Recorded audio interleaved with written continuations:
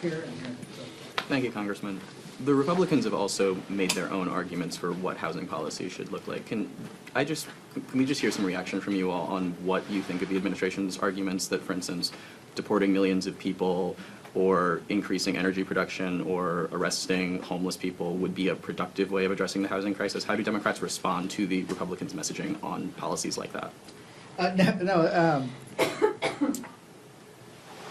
First, going after the people that are actually building the housing is counterproductive, right? Because you still need physical bodies to build the housing that is out there. There was even some, during the conference today, from somebody who I'm pretty sure is a Republican, mentioned that we need a workforce that can build the housing that we need. If we're going to build 1 million units of housing on top of what's already naturally getting built per year for 10 years, you're going to need a lot more people.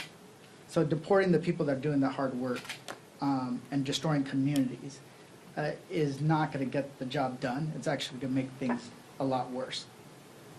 And the reason why is a lot of these folks live in mixed status families. They have U.S. born children. They have spouses that are legal permanent residents. So thinking that they're going to deport their way out of this problem is fantasy. And it also undermines communities across the country. That's not going to happen. But there are stuff that some Republicans, I'm working on with a Republican on a bill that's pragmatic to convert commercial and office space to housing. Those are real ideas. If there are Republicans who want to work on this issue that have real ideas that are going to build more units and keep people in their homes, we're happy to do that. But thinking that they're going to solve this problem by deporting people out of the country is complete fantasy and is cruel and counterproductive. Look, the solution to homelessness is a home. You know, homelessness is solved not by arresting homeless people, but by housing them. And I support programs like supportive housing, which provides services to those with severe mental illness, because supportive housing is not only good morals, it's good economics. It's a much more cost-effective alternative to emergency hospitalization, psychiatric hospitalizations, or street homelessness, or incarceration. Like, homelessness and housing insecurity have a cost. And we feel that it's much more cost-effective and more humane for the federal government to invest in affordable housing than to pay the social cost of homelessness and widespread housing insecurity.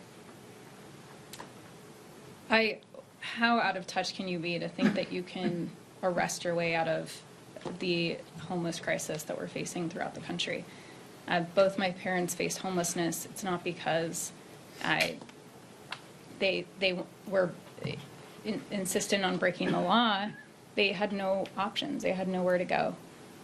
We actually address those challenges by providing that upfront cost to get people into a rental home, to make sure that we're funding Section 8. My mom wouldn't be alive today if she wasn't one of the lucky ones who qualified for a Section 8 voucher. When I think about these are people who are so out of touch with the realities that people are facing that are I apologize, I have allergies, not COVID. You're allergic to the big beautiful bill? Yeah, I'm allergic to the big beautiful bill. Yeah, maybe it's just being in Washington, right?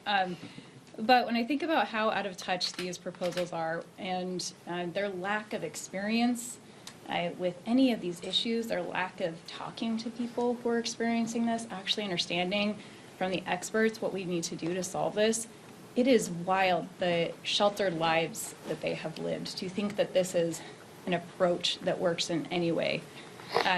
When I was in the district, talking to people in nursing homes who rely on Medicaid funding, who rely on HUD vouchers. By the way, Trump is going to decimate it almost in half, our HUD funding, our voucher program, to decimate Section 8 housing. The people who are the most vulnerable, the minimal amount of safety nets that we have in this country that are now on the chopping block, and what that looks like for our seniors who could be out, seniors who have disabilities, who will be left with nowhere to go but on the street. Out of all the people that I talked to in my nursing home visit, there was one person who said that they had a family member that they could go to, even though it would be very difficult. But all of them said that they would be on the street and left to die. That is their proposals, the way that they are approaching addressing the housing crisis. And it's inhumane and it's more expensive for all of us in the long term.